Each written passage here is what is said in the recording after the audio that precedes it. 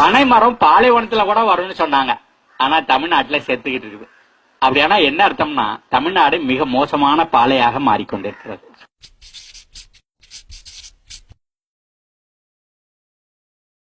ஏன் இது நடக்குது?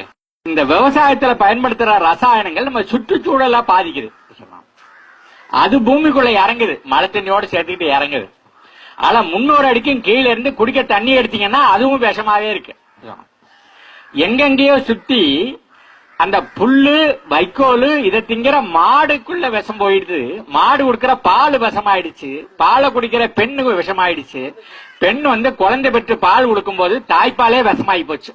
இதை விட ரொம்ப மோசமான ஒரு நிலைமை உலகத்துல வேற எங்கேயும் வர முடியாதுன்னா, ஒரு தாய் தாம் பெற்ற குழந்தைக்கு கொடுக்கறதே விஷத்தை கொடுக்கறா அப்படின்னு சொன்னா இது உள ரீதியாகவும் உடல் ரீதியாகவும் நம்ம ஒரு ரொம்ப மோசமான ஒரு நிலையில இருக்கோம். அப்ப இதுல இருந்து விடுபடுவது எப்படி?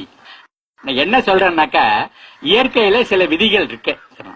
அந்த இயற்கை விதிகள் நீங்க நானும் எல்லாம் பிறக்கிறதுக்கு முன்னாடியே இருந்தது. நாம செத்து போனா அதுக்கப்புறமா அது இருக்கும். அந்த இயற்கை விதிகளை மட்டும் நம்ம தெரிஞ்சுக்கிட்டோம்னா போதுமானது. நம்ம அதிகப்படியா என்ன பேசிட்டோம்னா 40 விழுக்காடு நைட்ரஜன் போடணும், என் போடணும், 20 பி போடணும், 20 கே போடணும் அப்படின்ற அது ரசாயனங்களை போட போட என்ன பண்ணுது, இந்த பூமியில இருக்கிற உயிரெல்லாம் செத்து போயிடுது. இப்ப இந்த மண்ணில் இருக்கிற அந்த உயிரை வளர்க்கணும்னா என்ன செய்யணும்? ரசாயனத்தை போடப்படாது, வேஸ்ட்டை போடப்படாது. போட்டா அது செத்து போயிடும். அதுக்கு பதிலாக அது கேட்கறது கழிவுகளை தான் கேட்குது. நம்ம ஆட்டுச்சாணியை போடும்போது, மாட்டுச்சாணியை போடும்போது, கோழிச்சாணியை போடும்போது, இந்த இலைதழைகளை வச்சு அதுல சாணி தண்ணியை தெளிக்கும் போது, கம்போஸ்ட் ஆக்கி மண்ணில் போடும்போது நம்ம என்ன செய்யறோம்? நம்ம நுண்ணுயிர்களுக்கு சாணி போடுறோம். பூமி கழிவுகளை மட்டும் தான் கேட்குது, வேஸ்ட்டுகளை மட்டும் தான் கேட்குது. ஆகையினால நாம வேஸ்ட்டுகளை மட்டும் நிலத்துக்கு திருப்பி கொடுக்க நம்ம பழகிட்டமாக்கும், நிலம் நமக்கு கொடுத்துக்கிட்டே இருக்கும். Agriculture is harvesting the solar energy. Maximum இந்த சூரிய வெளிச்சத்தை எப்படி நம்ம அறுவடை பண்ண போறோம் அதுதான். ரெண்டாவது என்னன்னாக்க, அதுக்கு துணையா நம்ம செய்ய வேண்டியது ஃபீடிங் தி பாக்டீரியா. போட்டோசிந்தசிஸ் ஒண்ணு இருக்கு. சூரியன்ல இருந்து வர்ற வெளிச்சத்தை அந்த பச்சைகளை வாங்கி அது சர்க்கரையா மாத்திடுச்சு. அது சர்க்கரையா மாத்தி தின்னு விட்டு அது மிச்சத்தை வேருக்கு அனுப்புது. அந்த வேறு எல்லா இடத்துலயும் பரவலா ஓடி பூமியில இருக்கிற தண்ணி எடுத்து மறுபடியும் பச்சை இலைக்கு அனுப்பிச்சுடுது. இலை வேருக்கு சாப்பாடு போடுறதே ஒழிய வேறு இலைக்கு சாப்பாடு போடவில்லை.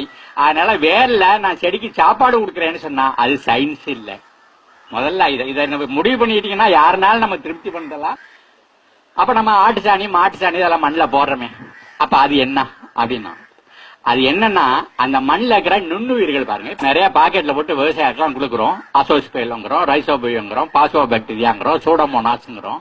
அதெல்லாம் கண்ணுக்கு தெரியாத உயிர்கள். அந்த கண்ணுக்கு தெரியாத உயிர்கள் காத்துல இருக்கிற நைட்ரஜன் எடுத்து செடிக்கு சப்ளை பண்ணுது. பூமியில உறைஞ்சு கிடக்கிற பாஸ்பரஸை இலைக்கு சப்ளை பண்ணுது. அந்த பூமியில கிடக்கிற ஒவ்வொரு பொருளையும் பொட்டாசா மாத்தி அதுக்கு சப்ளை பண்ணுது. நீங்க எதெல்லாம் கடையில இருந்து வாங்கியாந்து போடணும்னு நினைக்கிறீங்களோ அது எதையும் வாங்கியாந்து போட வேண்டிய அவசியம் கிடையாது. அவ்வளவையும் அது என்ன பண்ணுது, இந்த மண்ணில் இருக்கிற நுண்ணுயிர்கள் செய்து.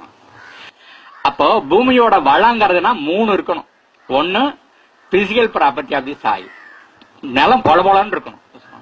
ரெண்டாவது biological property of the soil, அதுல உயிரினங்கள் இருக்கணும், நுண்ணுயிர்கள் இருக்கணும், மண்புழுவெல்லாம் இருக்கணும், பூரா இருக்கணும், தவளை இருக்கணும், நண்டு இருக்கணும். மூணாவது இவைகள் எல்லாம் வேலை செஞ்சதுன்னா செடிக்கு வேணுங்கிற எல்லா ரசாயனங்களும் மண்ணில் வந்துடும். அதுக்கு பேரு chemical properties. Physical property, biological property, chemical property 3 சேர்ந்தாதான் நில வளம். அந்த நிலம் தான் நம்ம செடிகளை வளர்த்து நமக்கு வேணுங்கிறலாம் வாரி வாரி கொடுக்கும்.